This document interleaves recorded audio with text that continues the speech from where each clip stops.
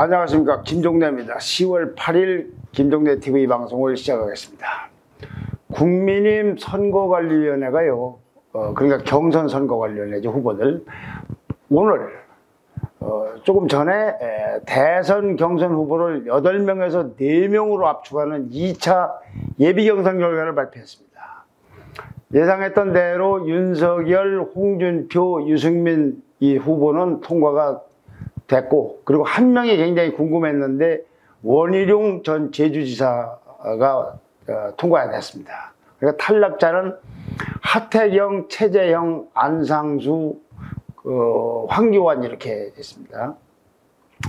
이 중에서 이 2명만 탈락한 거를 이유를 좀 얘기해 보면요, 최재형 후보는 처음에 감사원장을 그만두고 정치 행보를 시작했을 때만 해도 상당히 각광을 받고, 누가 낙마를 하게 될 경우에는 대타 얘기까지 있었는데, 그 후에 영 캠프를 해산하느니 우파 강경보수 쪽으로 선회하는 것 같기도 하고, 이렇게 길을 잃고 오락가락하고 가을짓자 함보를 하더니 결국은 이제 예선도 통과 4명 안에 들지를 못했고요.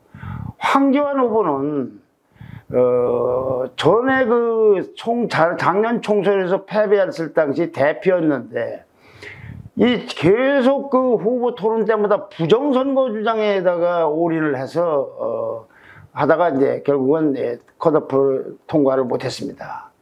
이번에 여론이 한 70% 반영되고요. 당원 의사가 한 30% 반영되는데, 당원 투표율이 49.94%가 나와서 이준석 대표를 대표로 뽑았던 지난 6.11 전당대회 45.3%보다 더 높았답니다. 그러니까 열기가 더 있었던 거죠.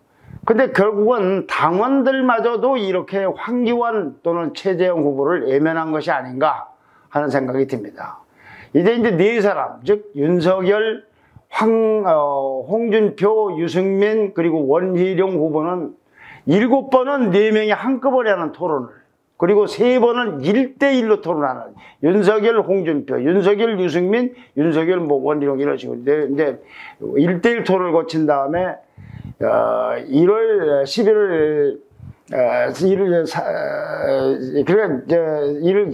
1일부터 4일까지 투표를 거쳐서 11월 5일날 이제 최종 후보가 이제 되는 코스를 밟아야 됩니다.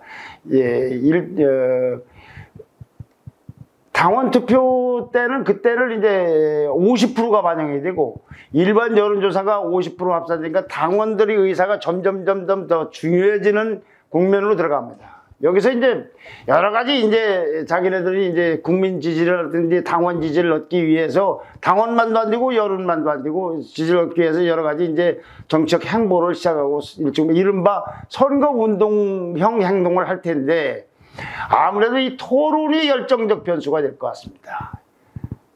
후보 개인마다 10번 토론을 해야 돼요. 7번은 같이 하는 거, 그리고 3번은 1대1로 하는 거. 자, 이 4인 토론은 어떤 대결 구도 속에서 진행될 건가? 지금까지 흐름으로 볼 때는 난타전이 계속되겠지만, 그 중에서도 윤석열 후보와 홍준표, 유승민 후보의 격돌이 굉장히 두드러지지 않을까 싶습니다. 물론 이제 원희룡 후보의 선전도 예상이 됩니다.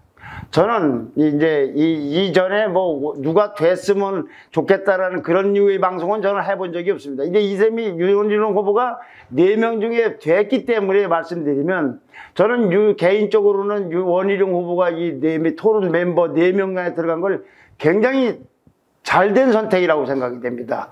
토론이 질로 봐서나, 그래서 이 토론 자체가 굉장히 좀 그동안에 있었던 무슨 코미디 같다든지 무슨 부정선거 일변으로 한다든지 영 조율이 안 된 토론 이런 것보다는 어떤 논점을 갖고 토론하는데 상당히 기여를 하지 않을까. 그래서 오히려 이제부터는 원희룡 후보에게도 지금처럼 좀 더 여론에 덜 주목을 받았다면은 이제는 좀 주목을 받을 수 있는 기회가 아닌가 싶습니다. 하여튼 좀 이제부터는 보수 정당에 참 야심만만하게 내놓을 후보를 정하는 코스이니까 토론의 질과 좀 격이 좀 높아졌으면 하는 기대를 해봅니다.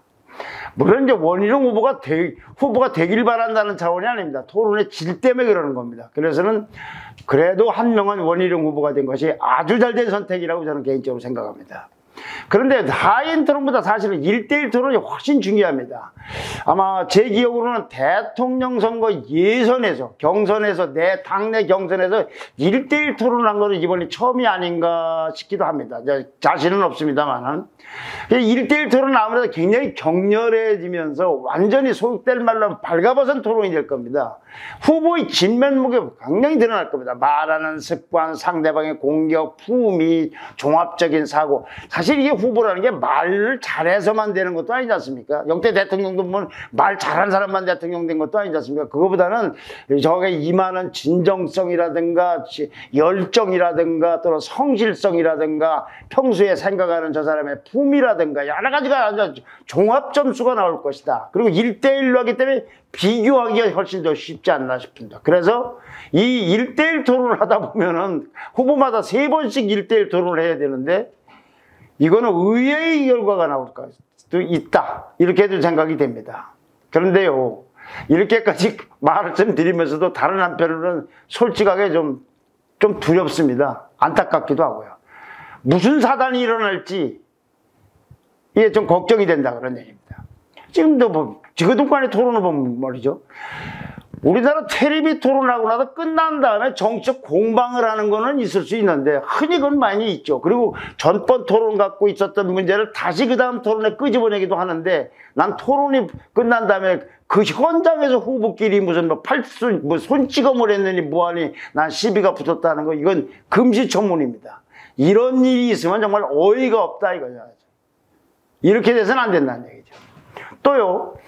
2차 컷오프를 하기 위한 이제 바로 어제 오늘 발표가 됐는데 어제까지도요. 무슨 역술인, 점성가, 무슨 학문침 전문가 이거는 정치권에서는 보도 듣도 못한 얘기들이 이렇게 범람을 하고 있다.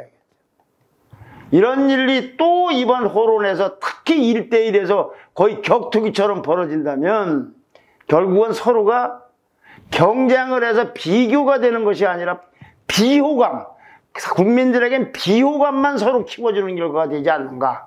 제발 그래서 이번에는 좀 멋진 토론을 하고 주로 나라를 어떻게 이끌어가고 어떻게 정권 교체를 하고 보수 정당의 미래는 어떻게 끌고 나가야 되겠다라는 그런 그 공약성, 정책성 그런 걸 놓고서 경쟁을 하고 유권자들에게 호소하는 그런 자리가 있었으면 좋겠습니다.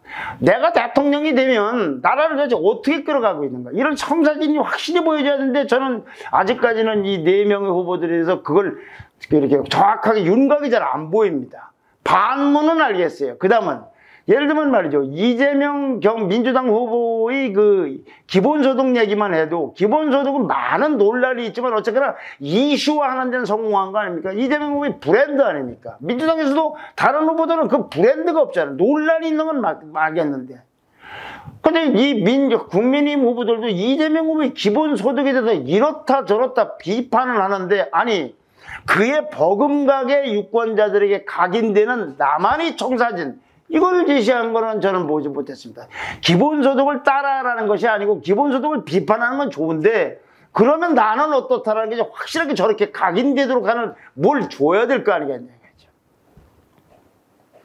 이것이 없으면 결국은 또 식상하게 되지 않나. 그러나 그 토론의 본질 그리고 경쟁의 본질상 4명으로 압축됐기 때문에 훨씬 더 농도 있게 할 것이고 특히 1대1 토론은 굉장히 주목을 받을 겁니다. 그래서 지지 후보가 원래 앞서가던 후보가 더 올라갈 수도 있고 뒤따라가던 후보가 갑자기 선전을 해서 스타가 될지도 모르는 그런 일이 벌어질지도 모르는 그런 기대감을 갖고 앞으로 10번의 토론을 지켜봐 줬으면 합니다.